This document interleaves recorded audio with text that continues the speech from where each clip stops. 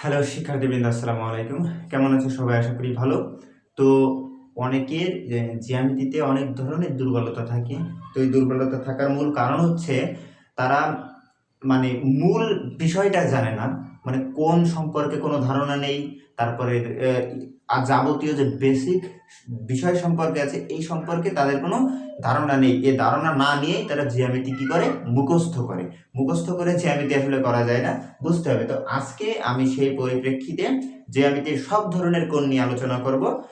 এই ধারাবাহিকতায় আমি জ্যামিতির কোণ, ত্রিভুজ, চতুর্ভুজ, বৃত্ত এই যাবতীয়ভাবে ধারাবাহিকভাবে আমি কি প্রত্যেকটা টপিকের বিস্তারিত আলোচনা করব, যা দিয়ে তুমি জ্যামিতি অংশ এবং পরিমিতি, ত্রিকোণমিতি অংশ সমাধান করতে পারবে।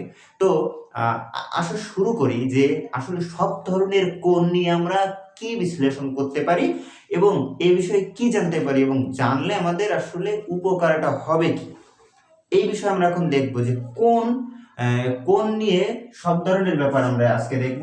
তাহলে দেখো, কোণের মানে সব ধরনের কোণ এ টু জেড ভিডিওটা খুব ধৈর্য ধরেই দেখতে হবে, নাহলে কিন্তু তোমরা কিছুই বুঝতে পারবে না এবং শিখতে পারবে না। তাহলে এখানে আমি প্রথমেই লিখেছি যে কোণ কি দুইটি রেখা যখন একটি বিন্দুতে মিলিত হয় তখন যে এই যে এই বিষয়টা আমি দেখাই, এখানে দেখো, দুইটি সরল রেখা যখন একটি বিন্দুতে মিলিত হয়ে যেটা তৈরি করে সেটা হচ্ছে কোণ। যেমন এইটা হলো একটা কোণ, এটা কি, এটা হলো একটা কোণ। এই দুইটা রেখাংশ কি একটা বিন্দুতে মিলিত হয়েই একটা কোণ উৎপন্ন করলো।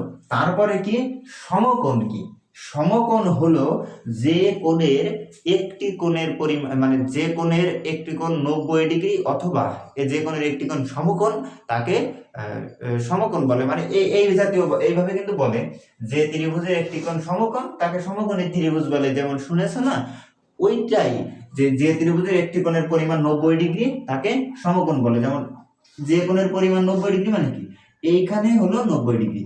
এবার এই 90 ডিগ্রি কেন হলো এবং কোথা থেকে আসলো বলছি। একটা বৃত্ত কিন্তু 360 ডিগ্রি। কয় ডিগ্রি? 360 ডিগ্রি।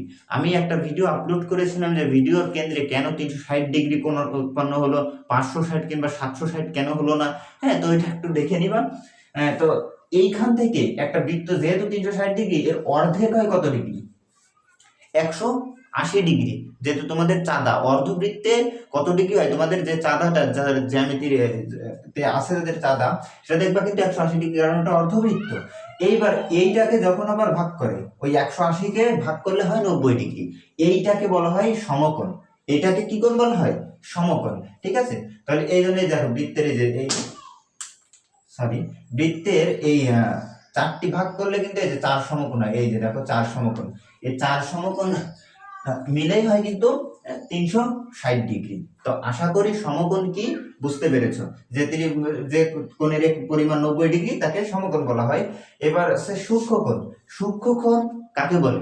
সূক্ষ্মকোণ হেবি সোজা। সূক্ষ্ম মানে ছোট, সূক্ষ্ম মানে কি ছোট। তাহলে সূক্ষ্ম কোণ মানে ছোট কোণ। কিসের ছোট কোণ? যে কোণ 90 ডিগ্রি থেকে ছোট এবং 0 ডিগ্রি অপেক্ষা বড়। এই যে 90 ডিগ্রি এরকম না, এই যে এরকম থেকে যাই হোক, যে কোণের পরিমাণ 90 ডিগ্রি থেকে ছোট এবং 0 ডিগ্রি থেকে বড়। মানে শূন্য, তো এই যে 0 ডিগ্রি কোণ মানে কি, এই যে এ দাগে কোনো কোণ উৎপন্ন হয়নি, এজন্য এটা 0 ডিগ্রি কোণ। এবার 1 2 3 এভাবে বাড়তে বাড়তে এই পরিমাণে আসে 90 ডিগ্রি। 90 ডিগ্রি থেকে যে কোণ ছোট, মানে 90 ডিগ্রি থেকে ছোট এবং 0 ডিগ্রি থেকে বড় তাকে সূক্ষ্মকোণ বলে। ঠিক আছে, যে কোণের পরিমাণ 90 ডিগ্রি থেকে ছোট এবং 0 ডিগ্রি থেকে বড় তাকে বলা হয় সূক্ষ্মকোণ। স্থূলকোণ মানে কি? স্থূল মানে কি বড়, মানে কি মোটা, এই জাতীয় বোঝায় না, এই জন্য বলে স্থূলকোণ মানে হলো যে কোণের পরিমাণ 90 ডিগ্রি থেকে বড় এবং 180 ডিগ্রি থেকে ছোট। এই যে 180 ডিগ্রি কোণ, এই যে এটা না, এই যে কোণের পরিমাণ 90 ডিগ্রি থেকে ছোট এবং 180 ডিগ্রি থেকে বড়। এই যে 90 ডিগ্রি থেকে ছোট, 90 ডিগ্রি থেকে বড় এবং 180 ডিগ্রি থেকে ছোট, এই যে এটা কিন্তু হলো একটা স্থূলকোণ। কারণ এটা 90 ডিগ্রি থেকে, এই যে 90 ডিগ্রি কোণ এই কোণের থেকে বড় এবং যে 180 ডিগ্রি একটা কোণ, এই যে 180 ডিগ্রি কোণ মানে এইটা এই যে একটা চাঁদা মানে 180 ডিগ্রি, একটা চাঁদা, এই যে হাফ বললাম না 180 ডিগ্রি, তাহলে 180 ডিগ্রি থেকে ছোট হতে হবে, আবার 90 ডিগ্রি থেকে বড় হতে হবে, সেটাই সেই স্থূলকোণ। দেখবে অনেক ব্যবহার করে কিন্তু এই কোণগুলো। তারপরে সরল কোণ কি? সরল কোণ মানে যে কোণের পরিমাণ 180 ডিগ্রি তাকে সরল কোণ বলে। যে কোণের পরিমাণ 180 ডিগ্রি তাকে সরল কোণ বলে। এবার আছে প্রবৃদ্ধ কোণ। এই প্রবৃদ্ধ কোণটা কি? যে কোণের পরিমাণ 360 ডিগ্রি থেকে বড়, ছোট এবং 180 ডিগ্রি থেকে বড়।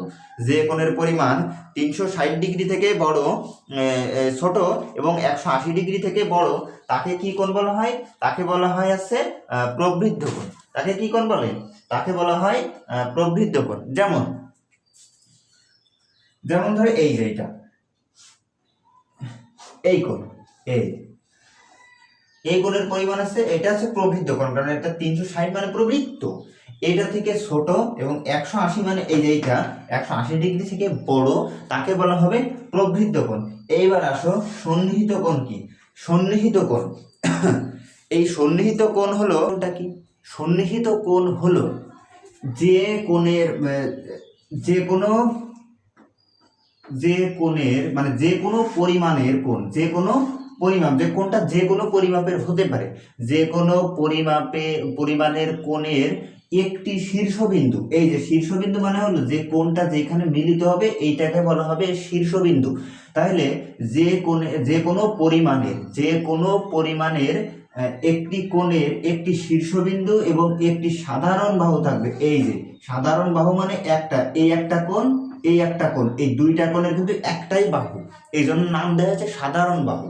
তাহলে একটি শীর্ষবিন্দু একটি সাধারণ বাহু থাকে, তাকে সন্নিহিত কোণ বলে। তাকে কি কোণ বলে? সন্নিহিত কোণ বলে। এইবার আসো পূরক কোণ। এবার কি? পূরক কোণ, যে দুইটি কোণের যোগফল 90 ডিগ্রি, যে দুইটি কোণ একটা আচ্ছা আগে 90 ডিগ্রি কোণ আঁকি। এই যে ধরো একটা 90 ডিগ্রি কোণ আমরা আঁকলাম। এবার এই মাঝখান দিয়ে যখন দুইটা কোণ বিভক্ত হবে, তখন ধরো এইটা হচ্ছে 30 ডিগ্রি আর এইটা হচ্ছে 60 ডিগ্রি। তাহলে কি হবে? এই 60 ডিগ্রি কোণের পূরক কোণ 30 ডিগ্রি। মানে যে কোনো দুইটা কোণের পরিমাণের যোগফল যখন 90 ডিগ্রি হয় তখন তাকে পূরক কোণ বলে। তখন তাকে পূরক কোণ বলে। এটা তোমরা লিখে নিব, খাতায় এগুলো নোট করে নিবা। কারণ এই 30 ডিগ্রি কোণের পূরক কোণ হলো 60 ডিগ্রি। 30 ডিগ্রি না অন্য কিছু হতে পারতো না? হ্যাঁ, অবশ্যই পারতো। এটা ধরো 20 ডিগ্রি, এটা ধরো কয় ডিগ্রি? 70 ডিগ্রি। তাহলে 7 আর 2 9, এই জন্য 20 ডিগ্রি কোণের পূরক কোণ 70 ডিগ্রি, 70 ডিগ্রি কোণের পূরক কোণ 20 ডিগ্রি।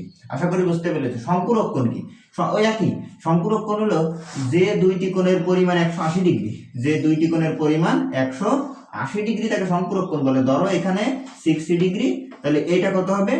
120 ডিগ্রি। তাহলে 120 আর 60 যোগ করলে হবে 180 ডিগ্রি। এইটার মতোই, জাস্ট এটা 90 ডিগ্রি, এটা 180 ডিগ্রি।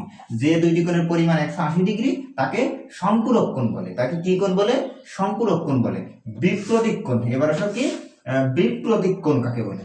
যে দুইটি সরল রেখা যখন একে অপরকে ছেদ করবে, দুইটি সরল রেখা যখন একে অপরকে ছেদ করবে, যে দুইটি সরল রেখা একে অপরকে যখন ছেদ করলো তখন 4টা কোণ উৎপন্ন হয়। কোনটা? 4টা। এই যে 1টা 2টো 3টে 4টে।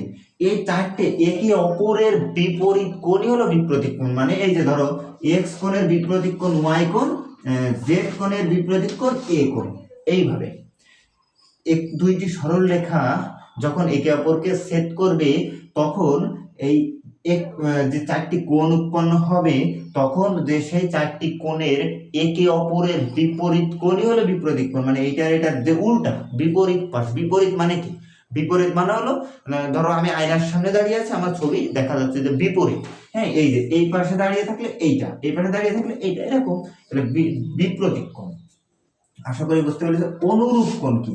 অনুরূপ কোণ আর একান্তর কোণ, এইটা একটা চিত্র দিয়ে বোঝাচ্ছি। দেখো, এই অনুরূপ কোণ হলো দুইটি সরল রেখাকে যখন একটি মাত্র রেখা ছেদ করবে। এটা দেখো না, ওই যে অষ্টম শ্রেণীর বইতে এই চিত্রটা থাকে, কিন্তু ছিল আগে। এই যে এই কোণ যখন এই কয়টা কোণ উৎপন্ন? এখানে 8টা। কয়টা কোণ উৎপন্ন হলো? 8টা।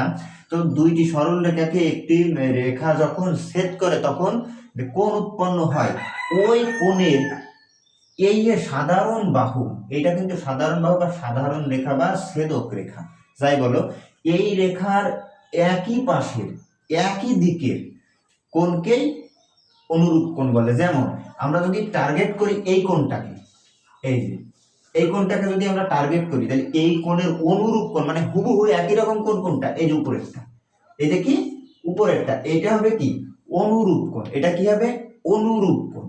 তাহলে আমরা যদি এইটার বলি, এইটার অনুরূপ কোণ কোনটা, এই যে এইটা, এইটা, এবার এইটার অনুরূপ কোণ কোনটা, এইটা। আশা করি বুঝতে পেরেছো অনুরূপ কোণ কি। এবার আছে একান্তর কোণ কি। একান্তর কোণ হলো এই যে একইভাবে একটি সরল রেখা, দুইটি সরল রেখাকে যখন একটি রেখা ছেদ করবে, তখন ধরে আমরা এই রেখাকে টার্গেট করি, এই কোণটাকে যদি আমরা টার্গেট করি, এর একান্তর কোণ হবে জাস্ট এইটার মতোই, যে একই পাশের একই দিকের, তাই না। এবার হবে ওই কোণটার একই পাশের বিপরীত দিকের, উল্টো দিকের। যেমন এই কোণের একান্তর, আমি বিষয়টা বুঝিয়ে দিলাম তোমরা বুঝবে, যে একান্তর কোণের এই কোণ যদি আমরা টার্গেট করি, তাহলে একান্তর কোণ হবে এইটা, একান্তর কোণ কোনটা হবে এইটা। তাহলে আবার যদি আমরা এই কোণ টার্গেট করি, তাহলে একান্তর কোণ হবে এইটা। আশা করি তোমরা বুঝতে পেরেছো, মানে এই কোণের উল্টো এইটা, তো এই জন্য। এবার যদি আমরা এই কোণ টার্গেট করি, তাহলে এইটা। আশা করি সব ধরনের কোণ তোমরা চিনতে পেরেছো। তো আজকের এই পর্যন্তই। আশা করি কোণ একটাও বাদ নেই, যদি থাকে তো তোমরা বলবে। হ্যাঁ, তো আজকে এই পর্যন্ত। সবাই ভালো থাকো, সুস্থ থাকো। আসসালামু আলাইকুম।